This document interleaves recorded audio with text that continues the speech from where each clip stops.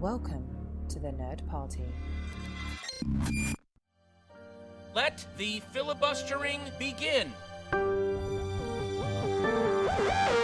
to Nerd Party.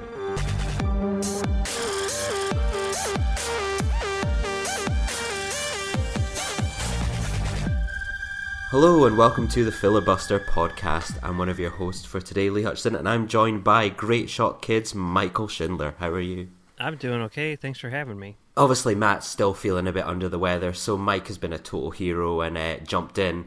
So we kind of thought, what topic will we talk about today? And coming out in the cinema today is the new Transformers movie, Transformers 566, The Last Night. So we thought we'd look back through some of Michael Bay's filmography and maybe talk about some of our memories and thoughts on his quite diverse and unique filmography. And I'm gonna hand over some of the heavy lifting to Mike because, as I'm sure you can hear, I'm feeling a bit under the weather today. So Mike, where do we start? I think it's got to be Bad Boys, is it? Of course, it's got to be Bad Boys. I mean, I don't know. Did you've seen this movie? Because I know you haven't seen all of them, right? I haven't seen. The only ones I've not seen of his is some of the Transformers movies in 13 hours. Otherwise, I've seen them all, and some of them quite a few times. Okay, so yeah, Bad Boys.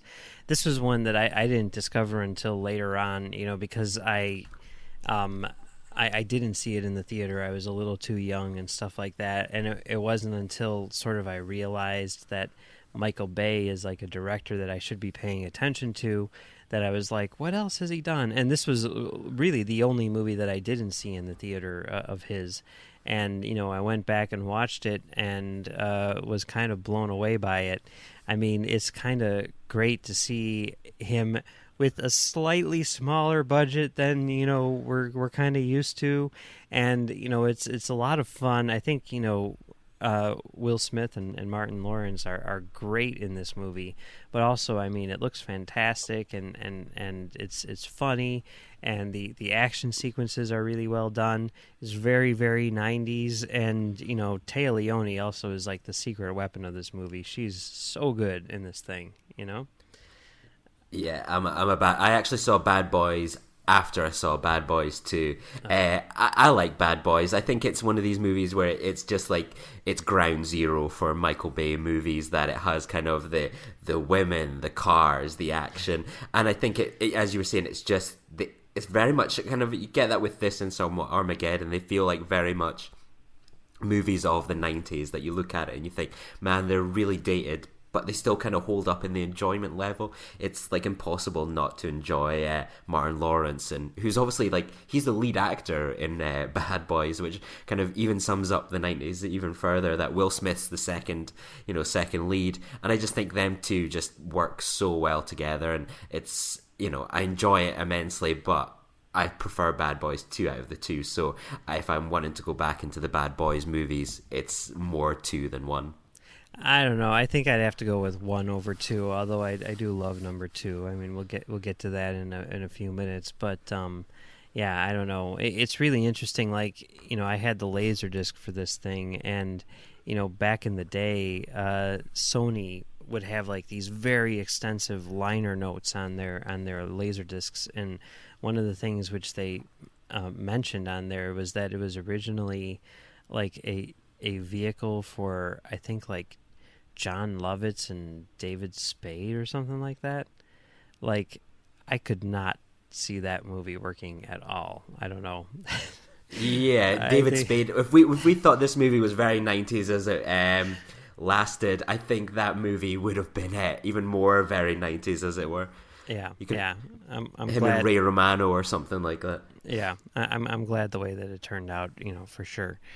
And that led to another, I mean, from that point he got to do a Jerry Bruckheimer movie, which I was just like, we just came across the 20th anniversary of Con Air, which is a masterpiece in my humble opinion. And Bruckheimer himself started tweeting all of these behind-the-scenes pictures from the making of Con Air, and it made me so sad because, like, ever since he made Pirates of the Caribbean, his career as a producer has really shifted, and he's like started making these weird like fantasy epic things like Pirates of the Caribbean 1, 2, 3, 4, and 5, and King Arthur and all this stuff. And it's like I really, really much prefer 90s Bruckheimer, which had like Michael Bay movies and Simon West movies and like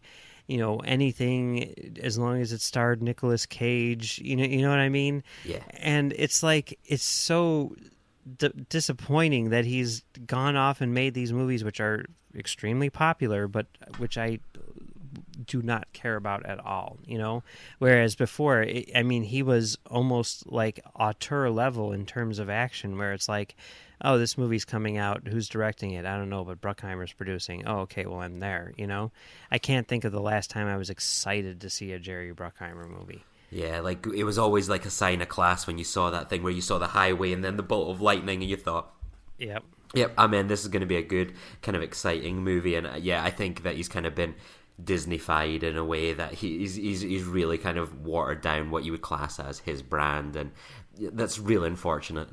Yeah, for sure. But back then, sort of for me, like ground zero for Bruckheimer was The Rock. This was a movie which I wasn't super excited about, but it was like the year that, and it was pretty much the start of the summer, but that 96 was the year that I sort of like crossed the threshold into, full-blown movie fan, and was basically like, okay, I'm going to see everything that comes out this summer, And The Rock was very early on. I remember going after school one day with a number of my friends. We were only 16 years old, but we knew of a local theater who didn't card, and we all got to see it, and it completely blew me away. I think in a lot of ways this is... Not in a lot of ways. I think in almost every way, this is Michael Bay's masterpiece. It's super solid. It's a lot of fun. The action is top notch. The photography by John Schwartzman is so beautiful. And then you've got Nicolas Cage and Sean Connery both chewing up the scenery, and they're both amazing in it. And I think that it is the ultimate Michael Bay movie in a lot of ways. I think it's probably Sean Connery's last great movie before kind of The League of Extraordinary Gentlemen and his departure from cinema and just living in a tax haven. I remember being in Alcatraz a few years ago on a tour, and obviously I don't have as thick a Scottish accent as him, but I couldn't help but go into Alcatraz and do the losers always whine about their best, winners go home, and the prom queen line, and I just had to do it. It didn't have the same gravitas as Sean Connery, but it's a movie that I think is it's peak Connery, it's peak Nicolas Cage, and like you can see kind of the movies of the 90s that kind of Nicolas Cage was doing movies like this and Face Off, and like you totally buy into them. And I think this movie is it's so enjoyable to watch, and it's one I've not watched in a long time. And as soon as we discussed the idea of doing this podcast, it's gone up onto my list of I need to watch this movie again soon, because I haven't seen it as often as I should have, and it's been probably 10 years plus since I last watched it. But I've got overridingly good memories of this, and it truly is so quotable and so enjoyable, and it's classic. Yeah, and Ed Harris, oh my God, he's so good, like one of the best actors ever. I just love it. Apparently, the rumor is that throughout throughout the filming of The Rock, Michael Bay basically kept on hounding Ed Harris and asking him questions about what it was like to work with James Cameron, and Ed Harris, sort of like notoriously did not like working with James Cameron on The Abyss, since Cameron almost literally killed him during the making of that movie. But apparently Harris was just like, would you stop? Like, please, I do not want to talk about this anymore. But hey, you know, they worked together again, you know, years down the road, and we'll talk about that, you know, later on as well.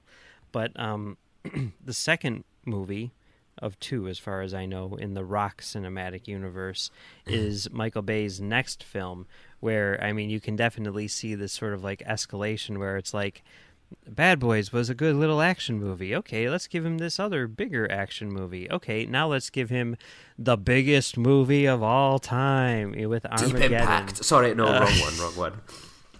Armageddon. So, yeah. I mean, what do you think about Armageddon? I was really gutted. A few weeks ago, it was screening as part of an apocalypse season at my local indie cinema. They were going to do a talk about kind of asteroids, and I was like, I am all over this. But unfortunately, I had to go to a networking event of all things with my work and had to miss out on seeing Armageddon on the big screen. Like, I was 11 when this movie came out, and I was too young to see it at the time. This was well before the 12A came along. But I remember just wanting to see this movie more than anything. Like, I was like full on into space and science fiction at the time. And the idea of this like epic movie where it's like asteroids destroying the world, like there was Deep Impact, and like you could not miss the marketing campaign for this movie. That was at Cannes Film Festival, where there's this big skyscraper with like, they had done it, painted it, almost looked like there'd been an asteroid had smashed right through it. Like, I remembered at the time, like there was so many headlines in the paper about asteroids that might come to Earth and kill us soon, and you're like, as a young boy, you're like, oh my god, I might die. And it's like, it was impossible not to think about meteoroids and asteroids and the end of the world. Like, you could not escape it between this and Deep Impact. And I remembered seeing it like a good few months later. I rented it on video from Blockbuster. I remembered watching it at my mate's house, and my dad worked in the oil industry at the time, and I was thinking, oh my god, my dad could go to space and save the world. Like, that was a truly inspiring moment, to think that my dad could be there with Bruce Willis, and you know, he could have had Liv Tyler as a wife if he wanted. It was just such an enjoyable movie to watch as like a young kid, just like just pure destruction, and you're not caught up at that age of thinking that this doesn't make sense. Why is there drillers in space? And I think I really want to revisit this movie, because I think the thing I've watched probably the most on YouTube in the past few years is, it seems every few months that someone discovers for some reason the Ben Affleck commentary for this movie, and goes, you won't believe what Ben Affleck had to say about this movie, as if no one has not seen this already, and just puts like the best bits up, like, why are the oilmen going into space? Could they not have trained up the scientists? And it just cracks me up. I really want to revisit it, and I think you can say the film has lived on as Aerosmith's Don't Want to Miss a Thing is probably like the number one go-to first wedding dance song, or cheesy, you know, mixtape for a loved one at the time. Like, the film it's so iconic for its like the songs, the audio commentaries, the advertising campaign, and for that 90s meteoroid, asteroid, you know, face-off. It's brilliant in numerous ways. Yeah, I love the movie too. I mean, watching it now, it maybe doesn't hold up as well as, you know, I had thought back in 1998. You know, I saw this movie, you know, opening weekend at McClurg Court here in Chicago, which was the big theater to see everything at. And it kind of blew me away, you know, but it's, I don't know, like, it's funny, you talk about, like, you know, missing a screening. I went to a screening. They do this thing at the Music Box here in Chicago where they team up with the Field Museum and have, like, a scientist or something come in and screen a movie and then talk about, like, the, you know, the historical or scientific accuracy of the movie. And they were doing that for Armageddon. And I'm like, oh, man, this is going to be amazing. But it was like my dad's birthday, so like I went and I saw Armageddon in 35 millimeter, and then I left before the scientific discussion afterwards. I'm like, I'm a bad person, but you know, that's okay. Of course. It was just, that was the much hype, like, see Armageddon and get to touch a real life asteroid from outer space, and it's like, wow. Yep, it's still continuing to rock in advertising for people to go watch this film. Mm-hmm. Yeah, that commentary is really funny. But that's on the Criterion DVD, which is very significant in a lot of ways. One, it's the only place where you can get the director's cut, and the only place that you ever will, because apparently the negative was like destroyed or something like that in like a fire or something. So you get to see the Lawrence Tierney scene. Which is great, even though the transfer is absolutely terrible. But there's another commentary on that disc. There's like 4 commentaries on that disc, but there's one with the cinematographer, John Schwartzman, where he discusses how he got into USC Film School, and it is amazing. He's Francis Ford Coppola's nephew. Oh. And basically, that answers it straight away. Yeah, he's Jason Schwartzman's brother, I think. But his whole family is like, no, you don't want to be in the movie industry. You don't want to do that. We're not going to support you in this endeavor. And he was up at his uncle Francis's cabin or something for the weekend with him and his uncle's friend George Lucas, and the two of them were bragging about how good they were at the game Risk. And John Schwartzman was like, I can beat you both, no problem. And they're like, oh, it sounds like a bet. What are the stakes? And he's like, if you win, I will be your slave for the weekend. If I win, you both have to write me letters of recommendation to USC. And he won, and now he shoots things like Star Wars Episode 9. Hey, it all comes back. So there you go. But yeah, on the front they should put that on like the board of Risk. That's like a great way to encourage people to play this like old school nerdy game, not video games. Like, win at Risk. You could be soon directing Star Wars Episode 15 in about a few years' time. Like that, I'm sure that'll get some young kids into Risk. Yeah, for sure. Yeah, but that's like, yeah, there's lots of commentaries and everything on that disc. If you can find it, it's probably $1 billion on eBay now, but well worth it. Definitely check it out, and the movie too. I'm on it.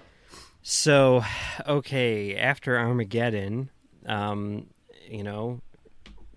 came time for Michael Bay to get all prestigious and direct Pearl Harbor. What did you think about Pearl Harbor? I didn't see this one at the cinema, but I got the DVD for Christmas. I think it also had a great ad campaign. Like, the trailers were so good, and like that middle half of the middle of that film is incredible. Like the action scenes, everything that's going on there, like it's stunning. But the beginning and the end is just like, you can tell, like, that's the film that they should have made, is really focusing on the middle, like making a Michael Bay version of Pearl Harbor, a respectful version, but this love story, you can just tell it's trying to be like, yeah, James Cameron is all these questions of like Ed Harris, like, oh, what was it like working with James Cameron? What was it like working with James Cameron? You can just tell Michael Bay saw Titanic and he went, I want to make my version of that. And I think like that's everything that they expected that movie to be from the folk who behind it. I can't remember who released it. We're thinking, Disney. This is going to be our Titanic. You could see them thinking, this is going to win Oscars, this is going to be this is going to be that. Instead, it became something where the action worked, but everyone just mocked the absolute rest of it. And I remembered seeing this film and watching on Christmas Day and finding the end laughable, as, if I can remember correctly, like Ben Affleck basically takes on Josh Hartnett's kid, and as him and Kate Beckinsale live happily ever after, and it's like, What's this? This isn't the film I was wanting to see. I wanted to see a movie about Pearl Harbor, not this terrible love story that's just got a bit of Pearl Harbor tacked onto it. Yeah, that was a little weird. On the whole, this movie doesn't really work too well. I do think that, technically speaking, it's amazing. The photography is absolutely gorgeous.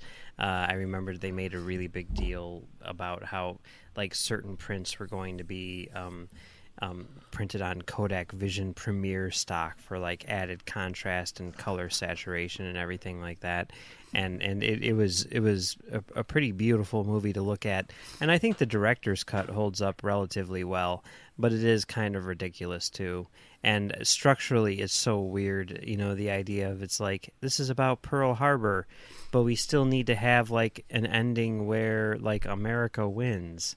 so we're gonna kind of like tack on this other thing where it's like, oh, and then we did this, and it's like that doesn't really, that's not working, guys. Sorry, but yeah, certainly one of Bay's lesser works, but not as awful as people consider it to be, I would say. Yeah, I'd probably do a rewatch of this one. I would certainly watch it again for the middle action scenes. Like, I think they looked incredible at the time, and I'd be curious to see if it kind of stands up how it looks nowadays.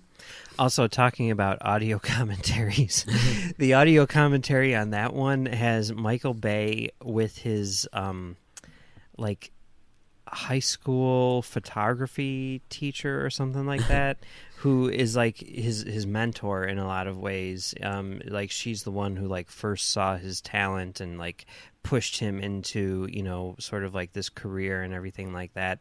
And like, he apparently always shows his movies to her, you know, and gets her opinion on them, you know, while in, you know, post-production and all this stuff.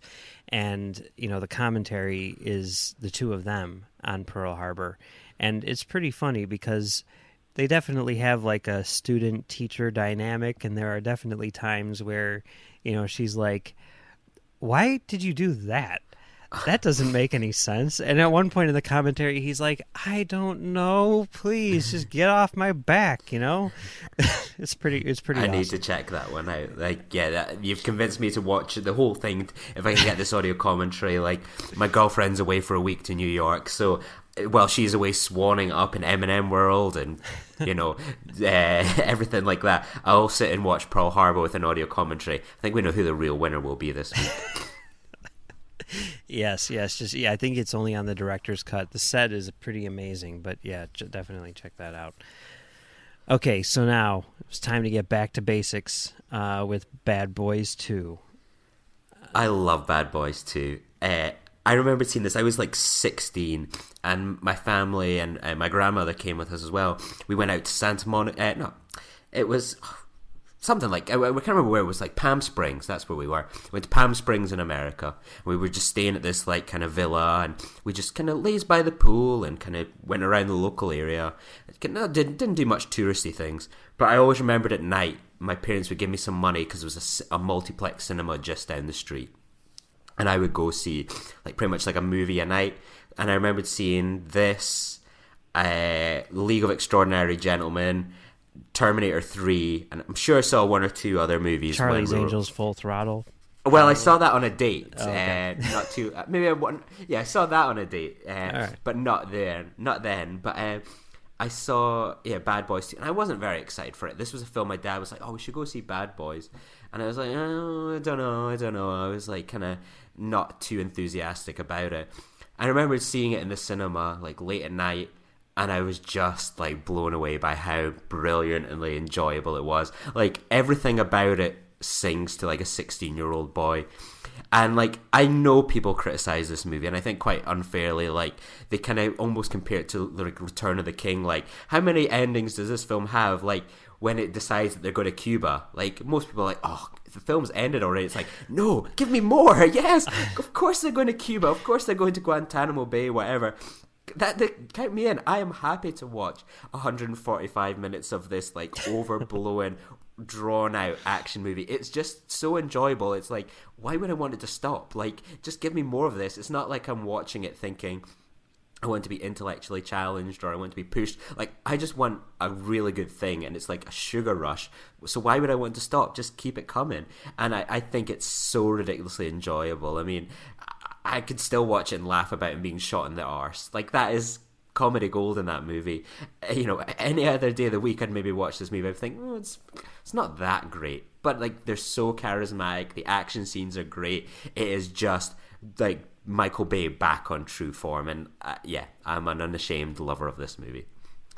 Yeah, I really love it too. I mean, I saw it, you know, when it came out, and I was very impressed by it. You know, I think it's really interesting to see him return to, you know, that little action movie that he made at the start of his career, now with all of these mega budget, you know, movies under his belt, and now that, you know, people like Will Smith are mega stars, and it's like now they're going back, and it's like, how does that sort of manifest itself? And it's interesting how it makes it so much bigger, and yet still R-rated and everything. It's really kind of a weird, amalgamation of those things, and I think for the most part it works. I think some of the stuff is a little overblown, but it is certainly enjoyable, and I need to revisit it too. I've got on Black Friday I got Bad Boys and Bad Boys 2 together for $5, the remastered Blu-rays, and I have them sitting there just waiting to be watched, and I think maybe now's the time. Yeah. And I forever live in hope that Bad Boys 3 is coming. That I know he always goes well, there's been talks, or there's a script, or there's something happening. Stop with his Transformers movies. Just give me Bad Boys 3. I want to see the 3-hour epic that he will make of Bad Boys 3. I want to see them this is their last mission, whatever. Just give me more of this Bad Boys. It's been too long. It's been 14 years. I need that kick.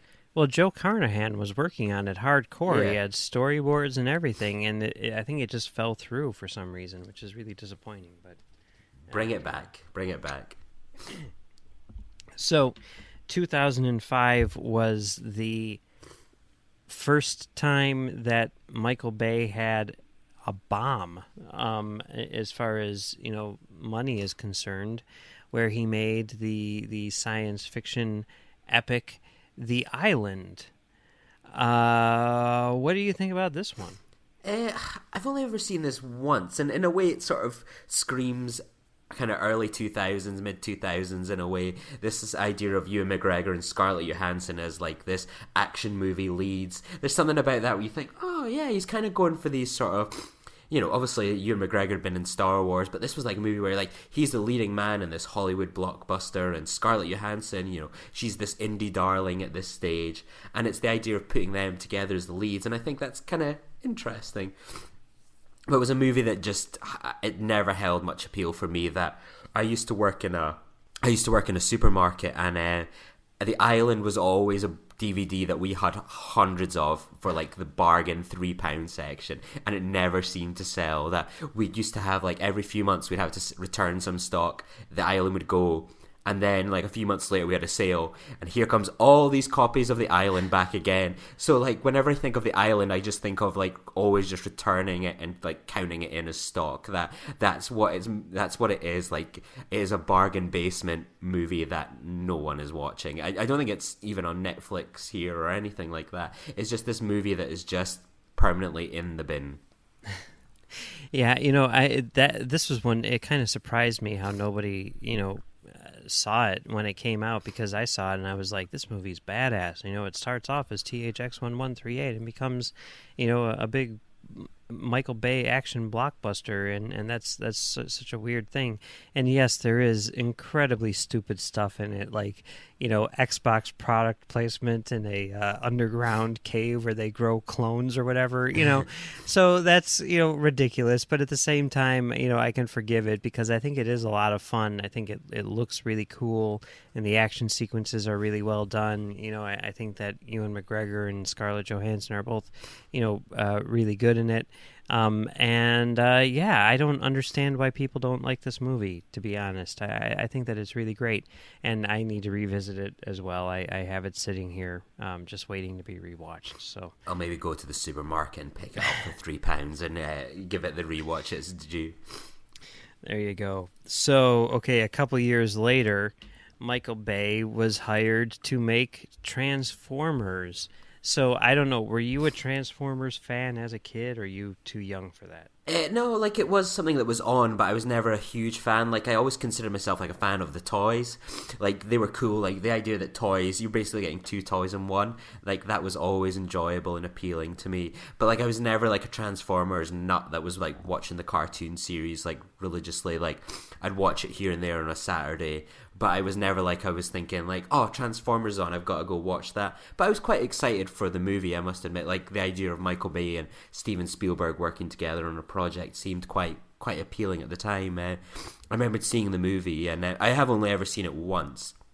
I remembered coming out of it and like I was just totally, that post-cinema buzz that you get sometimes, and I came out and went, it reminds me of when I saw Jurassic Park for the first time on a big screen. It's just got so epic. And then I was like afterwards, and I could, I remembered bits and pieces of it, and I like the idea that, compared to probably what the Transformers movies are now, that's like it was the Spielberg nugget, I think, of like, this is a movie about his boy in his first car. I love that as an idea for a Transformers movie, and now I think 5 on, it's all about like Knights of the Round Table, so it's certainly kind of morphed from that original genesis, that's for sure.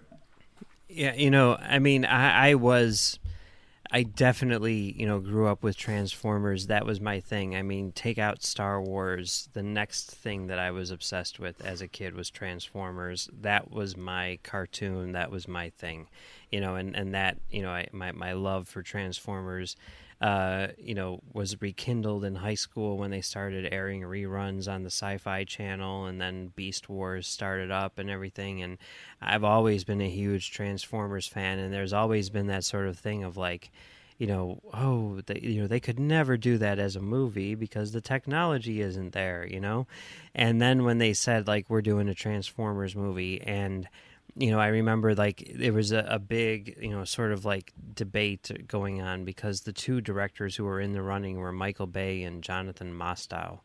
And, it's like, who would you rather see? And at this point, I was so into Michael Bay that I was like, the idea of Michael Bay making a Transformers movie, I mean, that sounds like it would be pretty much the best movie ever, And just the idea of that thing existing, I couldn't imagine that it would become a reality, And then it came out, and I did like it a lot, but at the same time, I'm like, boy, I really do not like the designs of these robots. Like as far as the action sequences are concerned, like I kind of can't tell what's going on. But I was still like willing to forgive it because I thought maybe that was a fault of me for not understanding, whatever. But I'll never forget, like, I watched it and I loved it. And then like my friend Brandon saw it, and I asked him, I'm like, so, what'd you think? It was amazing, right? And he's like, no, that movie sucked, man. And I'm like, what? Wait, what? You didn't like it? How? I don't understand how people cannot like this movie. Now cut to, 10 years later or whatever it is, and it's become basically like a joke. But boy, at the time, that just seemed like the best idea ever.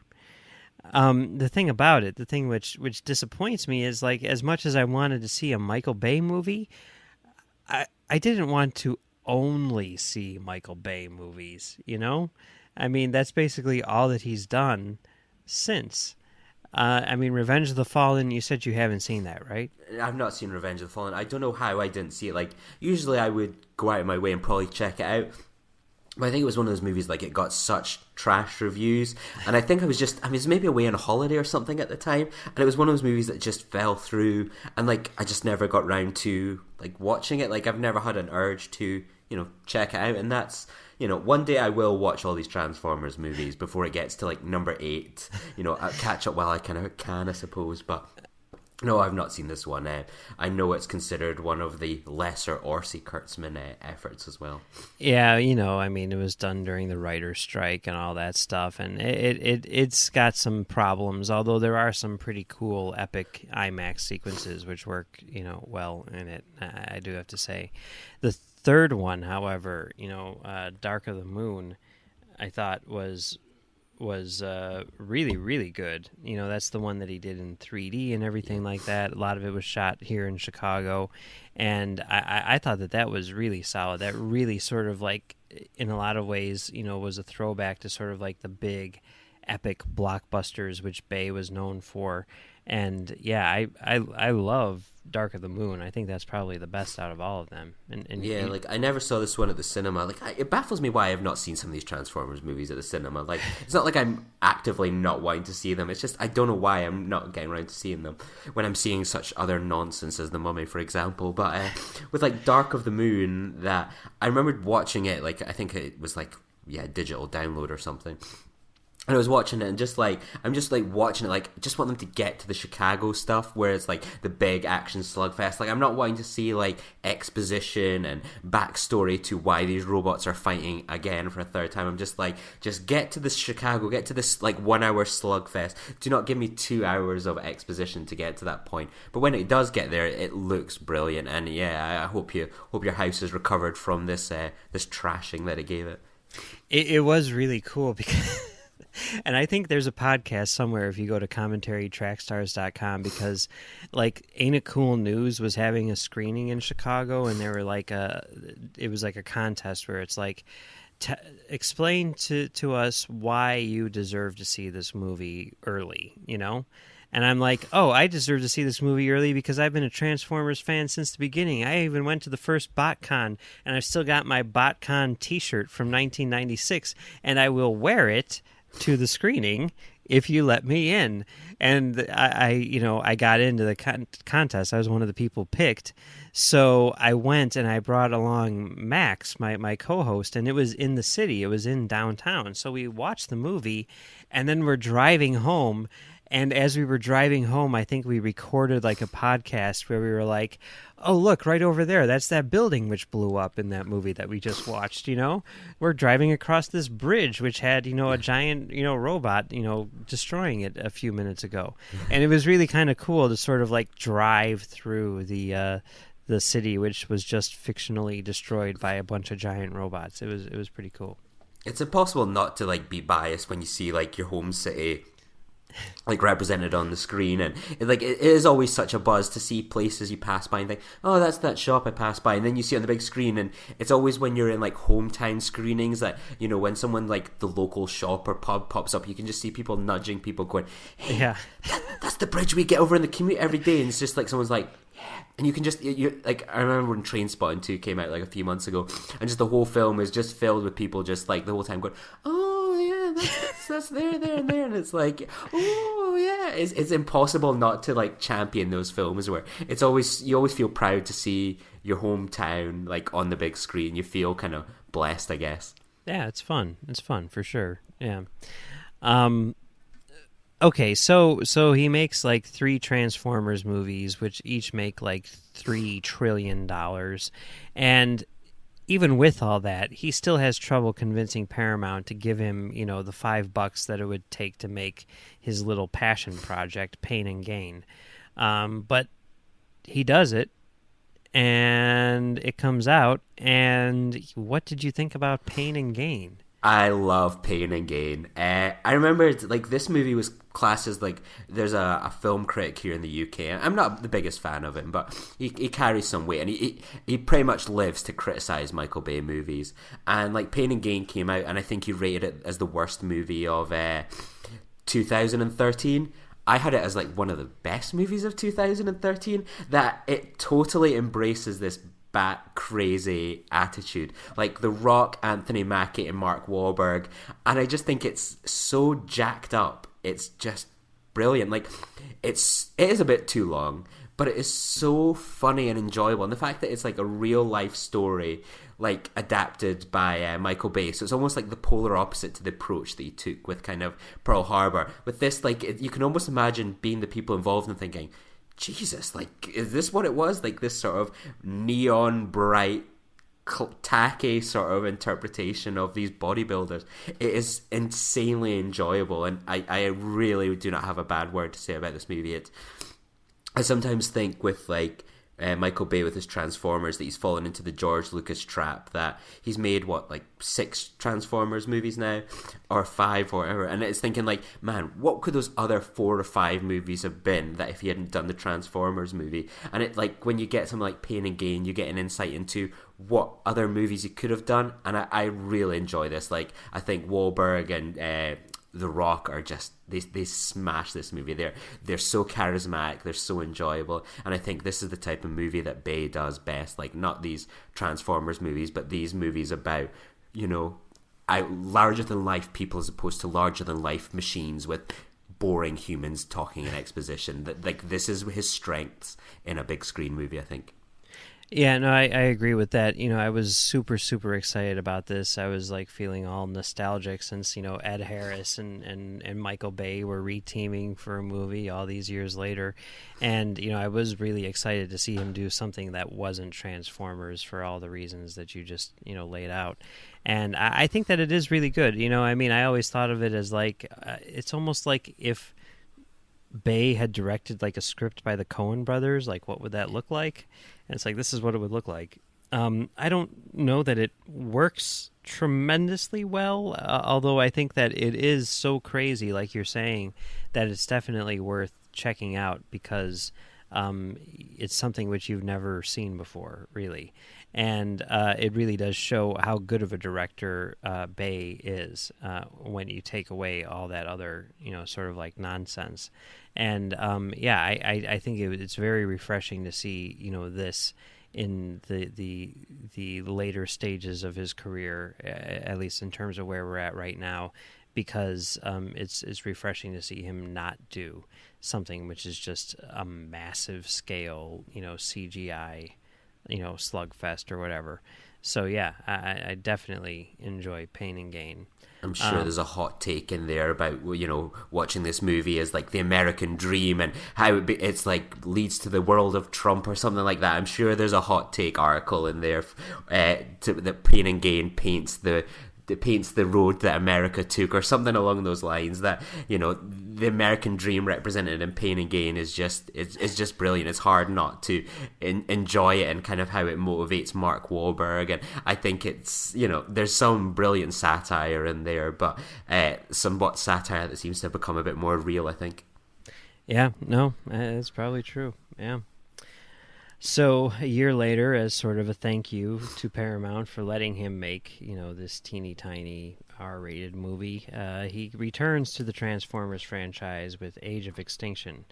This is the one which people decided, I think, to turn on him. They were certainly like going in that direction, but I think the general reception to 3 was decent, and with this one, they're just like, screw Michael Bay, screw Transformers, this is garbage.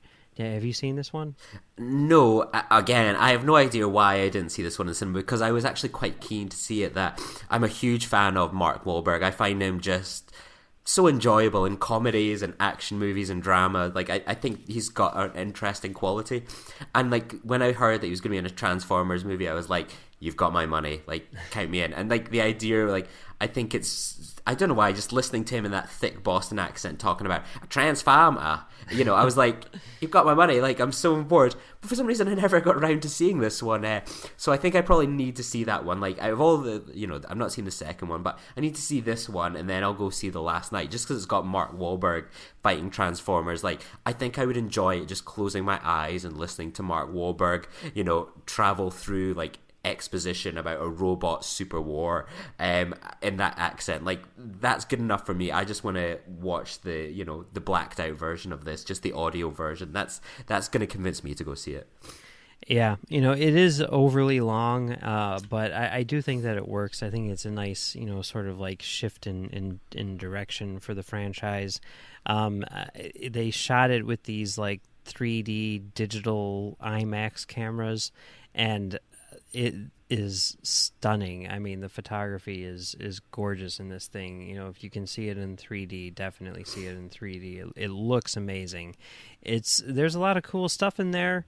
There's a lot of fun stuff in there. At one point they go to an old abandoned movie theater, and they go up to the projection booth. So that's always cool. You get to see some cool old projectors and stuff. And I would say it's not bad, but it's definitely one of the lesser Transformers movies, for sure.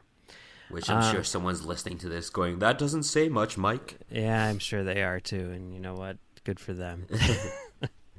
So, his last movie, since we haven't seen, The Last Night yet, the last movie which he's done, which we have seen, came out last year, and that is 13 Hours. And you haven't seen 13 Hours? No, like, it was one of these movies that I don't think it had, like, this big impact in the UK, that it was here for, like, a week and then it was gone. And it's one of those ones that's not on Netflix or kind of readily available here. It seems to have kind of slipped through the cracks a little bit in a way. I can go into my local like Blu-ray shop and like Pain and Gain is there. Like it's £3. I don't know what it is with Michael Bay movies and £3. I can pick up for £3 on Blu-ray, and the Transformer movies are there, Bad Boys are there. But 13 Hours just seems to be a movie that was like there 1 minute and gone the next. I think there was more talk about 13 Hours as what will this say about the American political race, or what does this mean for Hillary Clinton, and the whole politics of like senators are paying for people to go see 13 Hours, and it was like, I think I was bored of hearing about 13 Hours as this big thing before it all came out. Like, I have it on good authority from John that this is a really good movie and really enjoyable, but I think it was just like, I've just not physically had the chance to watch this movie, but I'm quite curious to see it. Like, it's got a good cast, it's got a good kind of write-up from someone I trust, so I will check it out one day. But like, John and Matt Rushing are the only people that I actually have heard of that have seen this movie. It's just, I don't know, it seems to have kind of fallen through the cracks in a way. Yeah, John and Matt Rushing have seen it, and they both think that it's like, I'm not trying to put words in their mouth, but I believe they both said that it's Michael Bay's best movie, and all that stuff, 5 stars across the board and everything.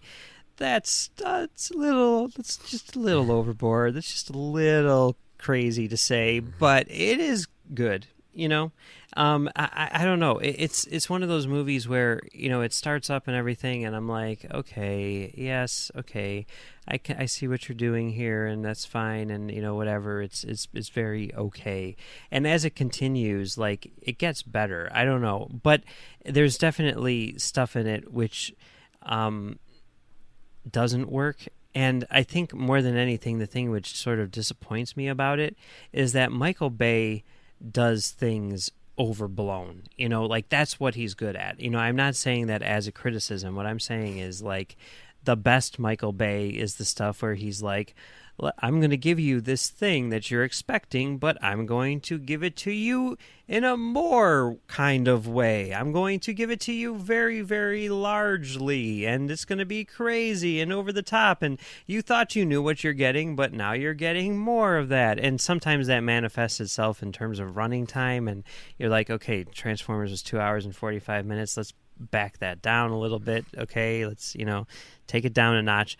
But here, I think probably partially because of the subject matter, he's like, I need to restrain myself visually, I need to restrain myself in terms of storytelling and everything like that, and just do this one straight. And I'm not sure how good Michael Bay is straight. I think that in the end what we get is something which maybe would have been better if it was in the hands of someone else.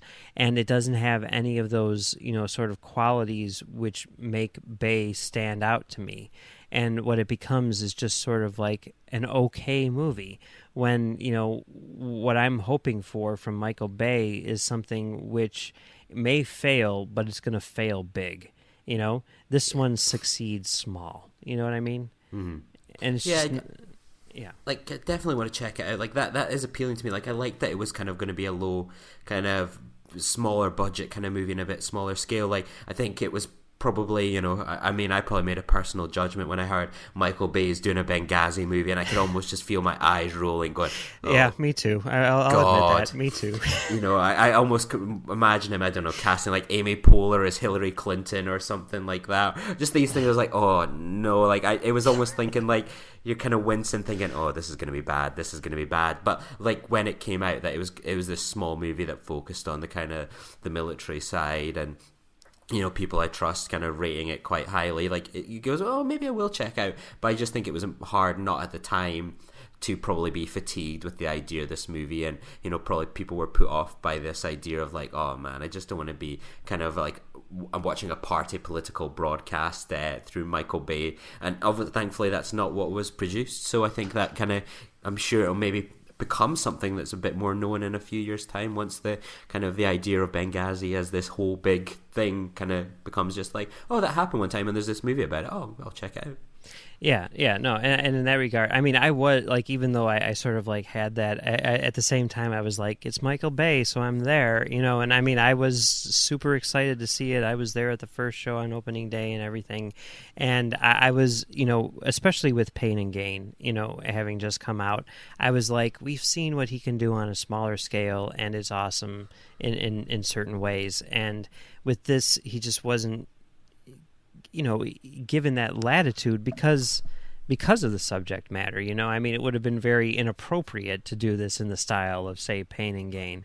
But yeah, I was hoping for something more in some way or another. I think what I was hoping for was kind of what he did with Pearl Harbor, where he tells this story of like a real life sort of like military event, but on this epic scale, even though it was something which just happened a few years ago. But I mean, he really exercised restraint, which I'm sure a lot of people would argue he should have. I mean, I guess I don't really understand why in that sense. I mean, there's no reason why you can't be reverent and also be big, you know what I mean? But I don't know. He went the other direction with it, and it's not bad. It's not bad at all. But it's not as great as I would hope for from someone like Michael Bay. And I'm sure there's a lot of people out there, like you're saying, who are going to be like, "Why would you ever hope for anything great out of Michael Bay?"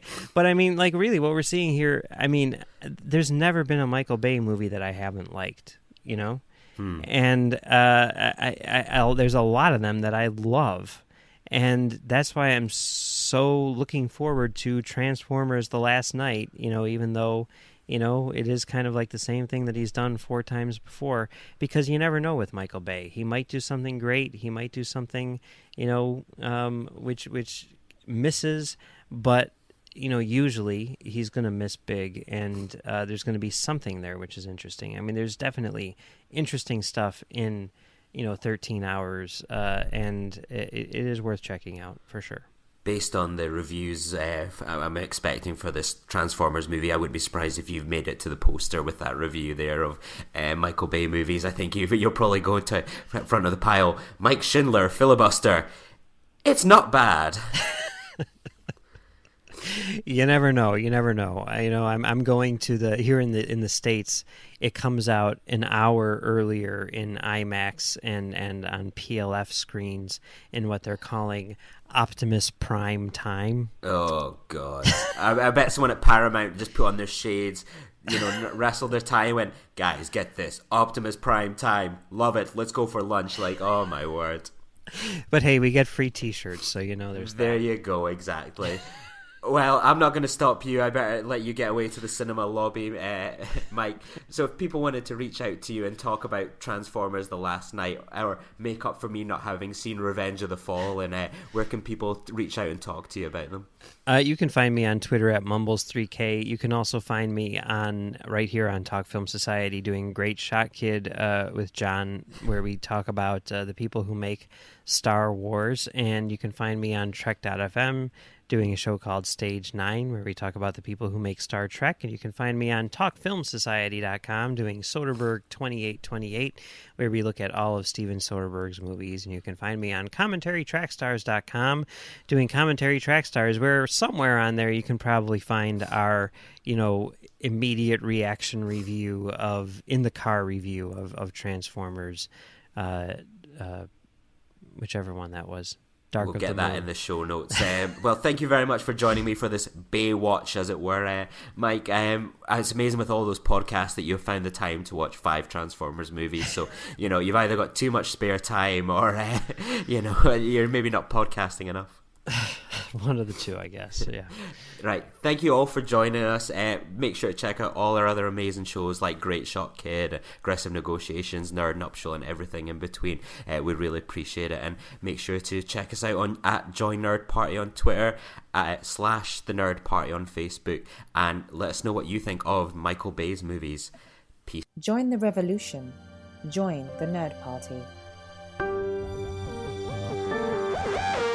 Welcome to Nerd Party.